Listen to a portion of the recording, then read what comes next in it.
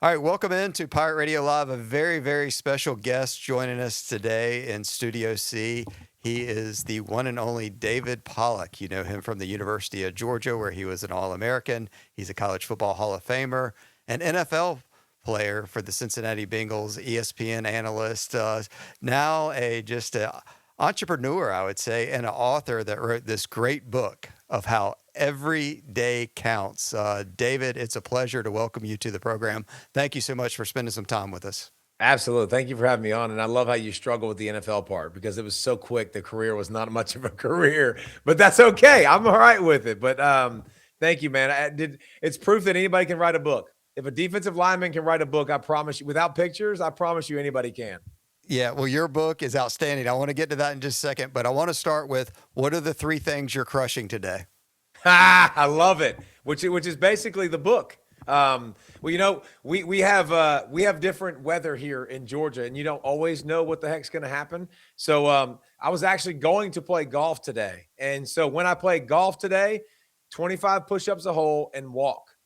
So I refuse to go out there and not like get some form of an exercise when I play golf and when I walk. That has to be the case. My number one goal today actually was with my wife because our golf tournament is coming up next week.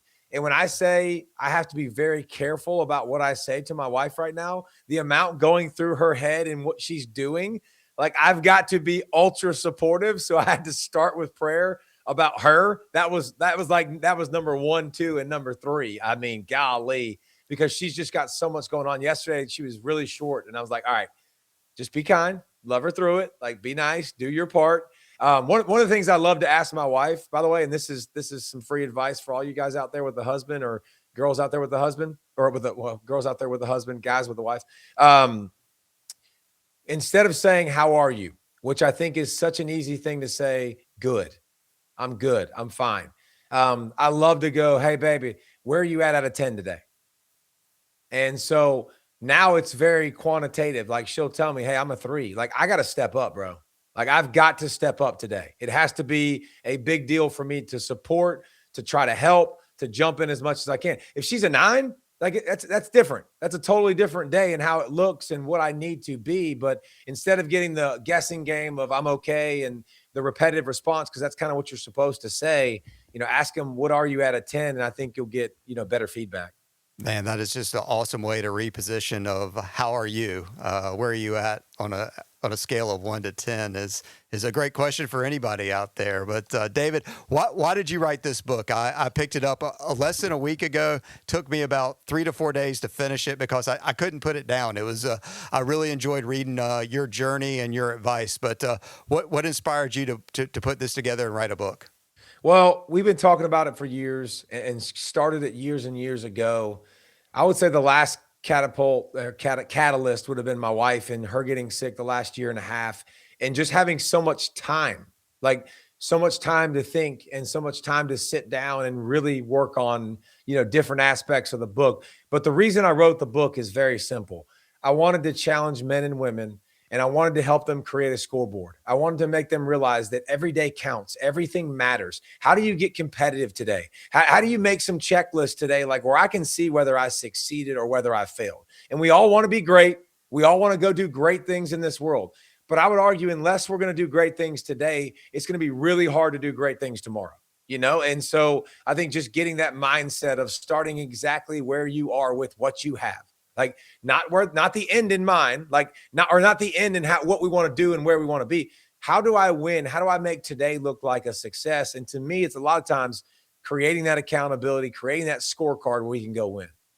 You've been one of those people, if you read the book, you've been like this for a long time. You're one of the most determined, motivated people I've ever seen.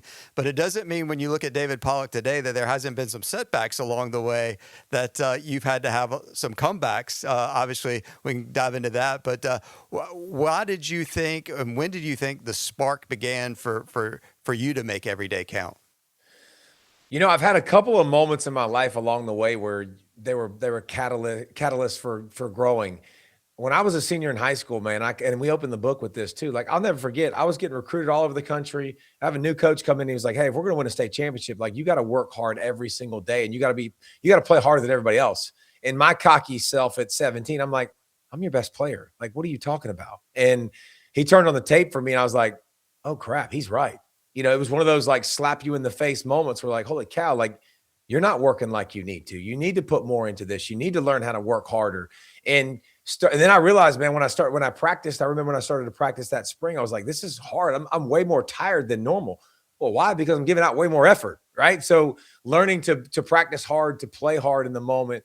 But I think, chasing a dream since I was 4 years old to go play in the NFL, and then your second season, one hit later, it's gone.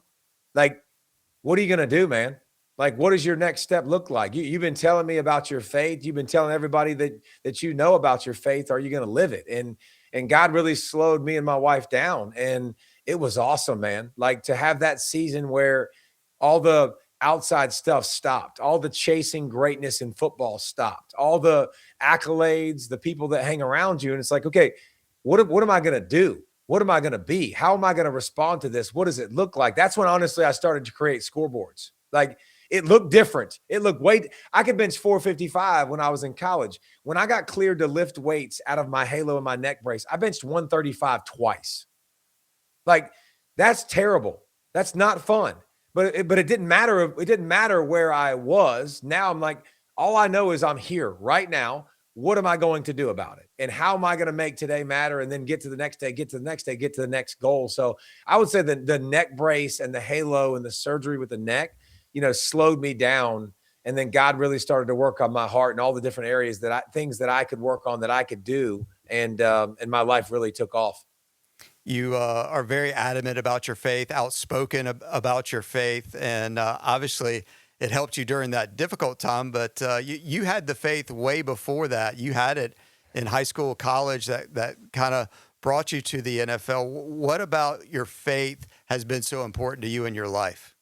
Well, I mean, I've learned throughout my life as I've gotten older that sport or a job or an occupation makes a horrible God. Like it's a horrible God that will let you down 10 out of 10 times. And so to have faith, I did not have faith growing up as a young child, but two things happened to me that really changed my life. One, my neighbor across the street invited me to a lock-in. What's a lock-in? I asked the same question. I'm like, bro, what's a lock-in? He was like, you come to the church and they lock you in. I was like, no, why would I want to do that? He was like, you get to stay up. He said the magic word. He said, you get to stay up all night and you get to play games. And I'm like, okay, now we're talking. Like, why didn't you start there? Like, instead of the lock-in part. But it's the first time I had heard about my faith. So I got invited. And then I had a teacher that was unbelievable. And he was living his faith out and had a praise and worship music in between classes at a public school. And the dude wore it on his sleeve, like was so kind, was so different, man. Like stuck out in this world as someone that you could tell was just uniquely made, pursuing something different than a lot of everybody else was pursuing. And I was like, man, that's different. And started to talk to him, had to read outside reading. I had to read 200 pages of a book. I chose the Bible. And literally my English teacher was like, I can't meet with you because I don't know the Bible. I was like, well, Mr. Watson will. And she was like, well, have you talked to him? I was like, no. I was like, but I guarantee you he'll meet with me. And he started to take me through the Bible. And so that was how I came to salvation. And then living out my faith, man, how big of a blessing was it that all of a sudden I get to go to college with Coach Rick, like one of the best men to walk the earth, a guy that literally is trying to pursue how can I help people reach the kingdom? Like that was more important than winning football games. And so I got to go and learn how to memorize scripture. And then I started to realize too, whatever I put in here, it came out of here. It's amazing, right? Like whatever I continue to put inside my heart, it kept coming out of my mouth over and over again. And so I think faith for me, it started to grow.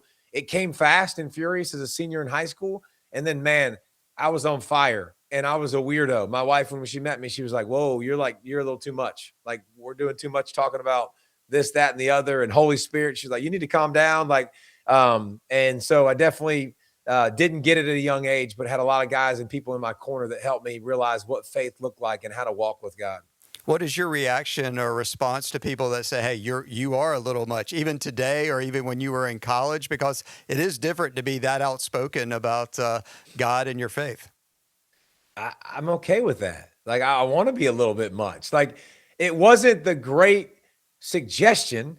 It was the great commission, right? Like we were commanded to share our faith. We weren't saying that. God didn't say, hey, when you get a chance, please, if you get some time, share your boy. Like that's not how we're asked. We're supposed to share our faith. And so it's definitely something. Listen, I'll say this. You learn as you get older, there's definitely multiple ways that you can share it. And I think you'll find the best way for you. But how I came to salvation, I told y'all a second ago, was an invitation. Anybody can invite somebody to church. Anybody can invite somebody to a small group. Anybody can do that. You can invite. Everybody has the ability to do that. And the second thing was the way you lived your life is the most important witness you'll ever have. How you live your life. Your book, Every Day Counts. What a journey you had at the University of Georgia. You and Herschel Walker are the only people that have been a first-team All-America at the University of Georgia for 3 times. That's just an impressive resume. I think your Every Day That Counts moment, I got a good laugh at it because Skip Holtz coached here at East Carolina for 5 years, and your 0 return touchdown against South Carolina. Your career. And I know you worked with Lou at ESPN and stuff, but that you and Lou had some good talks about David Pollack. And he said he used to give his son Skip, who was the offensive coordinator down there, a lot of grief about running the ball at David Pollack at the University of Georgia. And you got that famous touchdown against the Gamecocks. Yeah, that was the biggest play of my career that people always talk about when they meet me. But I'll never forget whenever we'd go to game day for South Carolina, I'd always take a video and I'd send it to Lou because Lou was competitive and he'd just be like, oh, you made that one stupid play and you just think you're a big deal. Like he would fire back at you right away with something witty. No, that was definitely the play. Yeah, Skip was calling plays for him at that time, and Lou never short on opinions, never short on things to say. But that was definitely my biggest play. You had a great run. Then you were a first-round draft pick for the Cincinnati Bengals, and then you mentioned that in your second season, your life changed. We had Inky Johnson come to Greenville not too long ago, kind of very similar to how he ended his college career to kind of how your pro career ended with an injury. And what was that moment like? I know it was detailed in your book, but when you reflect back now, even more of like how your life really went from, hey man, I'm a football player, to you're not, just like that. What was that instant like?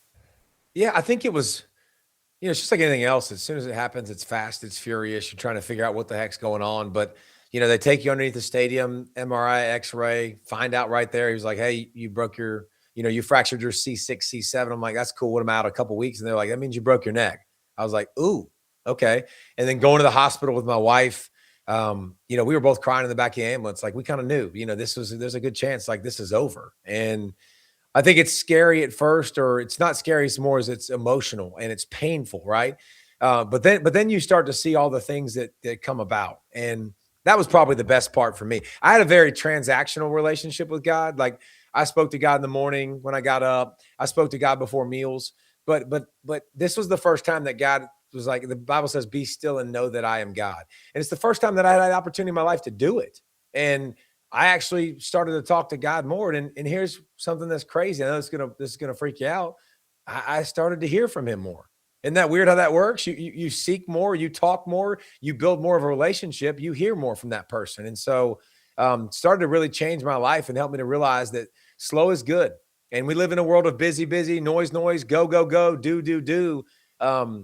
Building a rhythm of being slow and building a rhythm of listening to God and being in God's presence, it changed the way that the rest of my life went. But I also think that these things don't happen by accident, right? Like God didn't go, man, that really caught me off guard. Like that one snuck by the goalie, right? That doesn't happen. And so all of these circumstances in our lives, God allows them to come into our life so he can shape us into the person he wants us to be. Think about how much compassion and sympathy and empathy that we've all developed because those low moments in our lives. Like those moments where you hit bottom. First of all, you realize there's one way to go. There's 2 ways to go, right? It's either run to God or run away from God. And I can promise you, if you run away from God, you're going to be running for a long time. It's going to be tiring. It's going to be full of worry. It's going to be full of doubt. It's going to be full of fear. If you run to God, it's going to be full of comfort. It's going to be full of joy. The worst parts of your life, the worst times of your life will be filled with joy. And so Like God had showed us so many things. Man, he made me a better husband. He made me a better dad. He made me a better son, a better friend, a better employee. Like everything about my life, because I got to experience the broken neck and the stillness and the relationship with him, my life got better. And I wouldn't trade it for a Hall of Fame gold jacket. Not in a million years would I trade those experiences and what it taught me about myself, others around me, and how to view, I think, my life. That was just powerful to take because David Pollack was going to be an NFL, Hall of Famer. You had all these big goals, a football player for a long time, and then, that moment happened, and you had to pivot, but it made you pivot to your family and faith, and then also pivot towards a media career, which you were great at as well. And I obviously continue today with your own podcast. But how did the journey to ESPN help David Pollack become a person he is today? Well, I think one thing that I knew was clear is I was not going to not have football in my life. Like just because the avenue that was football was gone and playing in the NFL career, I'm like, oh, I definitely want to coach. I definitely want to be around the game. If you told me that I would have done the media, I would have laughed because I was not the biggest fan of the media. And just I think it was more just the generalization of like the people that didn't do their homework, the people that just say things just to say things. Those are the folks that really kind of annoyed me. But man, I started to work towards broadcasting, and I started to become. I think one of the things that you realize is it's another mindset shift too, because I go, okay, I want to go on College Game Day. That's what I told my agent, my media agent that I just got. He was like, "That's the best show on ESPN." I was like, "Yeah, that's what I want to do." He was like, "There's a lot you're gonna have to do beforehand." I was like, "That's fine." And the way I looked at it in my head, I'm like, "Listen, I'm a freshman in college. Like I've got to go prove it. I've got to go earn it." And let me tell you something. It's not easy when you go from making a lot of money, which is unfortunately public in the NFL, and to going to making $12,000 a year at ESPNU. A year. You heard that right. Like it's not a lot of money. You're not doing things that are seen by people. My mom ain't watching because it was like 12 a.m. to 2 a.m. recap. If my mom ain't watching, I know y'all ain't watching. But like this was an opportunity. Like, do you want it? Well, then go work. Go chase it. It's not going to happen right overnight. It's going to take time. Like this is not something that's going to come to fruition. So I learned like, hey, let's go put our head down. What's the art of the possible? Let's go chase another dream, man. Like this is something that all of a sudden I set my sights on, and I was like, let's go get it. And it took a lot of hard work, and it took a lot of failing. It took a lot of figuring out kind of who I was and what I wanted to be as a broadcaster. And then, next thing you know, down the road, get some opportunities and got to join the group of College Game Day for 15 years. And that is the premier college football show, a show that you document in your book that is just a ton of fun to be with. And you have lifelong friends and relationships because of it now, too. No doubt. I mean, we followed the best game in the country every week. Come on now. Like I got to bring my son, I got to bring my daughter, I got to bring a lot of their friends with them. My family got to go, man. It was an awesome experience covering the game, building relationships with guys like, well, Kirk got me there. Kirk Herbstreit's the reason that I really got to get to game day. And then like when Reese jumps on board and he's a lifelong friend now. I mean, he's just one of the best dudes that I've met, and it was an accountability partner on the road. And Coach Corso was a lesson in humility every week on the road. And Dez was so much fun with his boys he would bring. And you know what it gives you? It gives you that football feel of a locker room. Like every day we're traveling into enemy territory. Like we're going to this new area, this new environment. We get to do this together, and we got each other's backs, and it's really fun and really cool. Your journey's amazing. Your time at ESPN came to an end in 2023. Then you pivoted again, and tell everybody about your podcast and what you're doing now to help families build their faith and goals. Yeah, me and my pastor, we are good friends, and I've leaned on him a lot to grow. And Pastor Jonathan Howes has been a stud for us, and then Jennifer Howes for my wife. And I sit with a lot of guys, and we're raising kids, and we're doing this sports thing, and this youth league sports culture is going nuts and going crazy, and AAU ball all over the place. And I was like sitting down with my buddies, and I was helping them kind of like make some family goals. And I was like, listen, let's sit down with our kids. I sat down with Nicholas, I sat down with Leah, and I asked them what their goals are, not what mine are.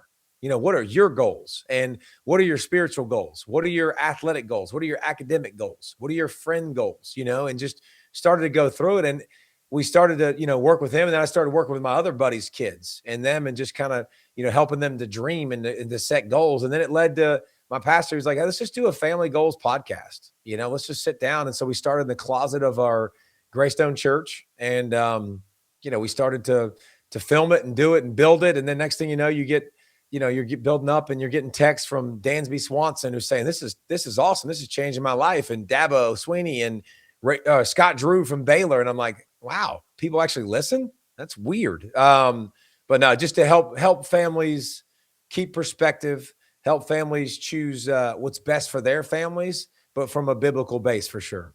I thought one of the most powerful things in your book was, like 6% of high school athletes will play professional ball, or it might have been less, but you said 100% are going to be looking for eternity somewhere. And it was a moment that I stopped and reread it again. And I think what you're doing is very powerful and much needed. Well, it's amazing that as a dad, man, we are so inclined and we are going to make sure that our kid can throw and our kid can catch, but we're not going to teach them the word of God. Like, what are we doing? You talk about missing the mark. We're not going to teach them. We're not going to show them what that looks like. And guess what? We can tell them all day long, hey, God is the most important thing. If we ain't showing them, they're not going to get it. And if we continuously every Sunday choose basketball or baseball or football, whatever that season is, to go do that, we're showing them that sport's more important than God. And it's a dangerous line to walk, man. I don't want to show my kids that. So there's nothing I love more in this travel ball season right now for my daughter. She's a sophomore in high school. She wants to play college basketball. She's starting to get attention from schools and stuff like that. And guess what? If we play on Sunday, you'll miss a game. It's okay. It's going to be all right. We're going to be just fine. The most important thing is we're going to get our butt in church, because that's what we do. And I think one thing I encourage families to do and people to do in their lives, make decisions before you got to make choices. We are a family that goes to church. So no matter what comes our way on Sunday morning, no matter what you chose to do on Saturday night, how late you chose to stay up, we go to church. That's what we do. It's a non-negotiable. Like when me and my wife, when we were dating, alcohol was a choice we were not going to make. Sex was a choice we were not going to make. We were going to be virgins till we were married. That was our commitment to each other and God. Well, when something comes up in the moment and there's a temptation to drink or to have sex, I've already made that decision. I know who I am. I know what I'm standing for. Now I got to address it for what it is. This is a moment. I've made the decision. Now let's make this choice and realize who I am, what my heart beats for, and what's important for me. David, you're an amazing person. Your book was outstanding. Every day counts. I highly recommend it. People should grab a copy. They can certainly find it on Amazon or their local bookstore. Tell everybody where they can find your podcast, how they can find you on social for even more nuggets that you gave us here today. Yeah, I'm on all the social things. I don't know much about it. I'm not good at it, by the way. But you're gonna get some faith. I promise you that. But I'm on X and all those things. I think it's David Pollack 47 is most of it. And then you can get the book anywhere. We're at all the stores. It's at davidpollack.com, where you can go on there and click on it. There's a link to it if you want to do it that way too. But listen, I'm enjoying life, enjoying being the next step for me. And that's, can we go speak? Can we go, hopefully make an impact and make a difference? I think that's why I got fired. I think that's why we're at exactly where we're at in life, to try to go make a difference somehow, some way. You're an inspiration. Every day counts with David Pollack. Thank you so much for your time today, and hope we can connect again. Maybe we can talk some sports. You can give some more Lou Holtz impersonations and some more. We really enjoyed our time today. Absolutely. See you, brother. Thank you.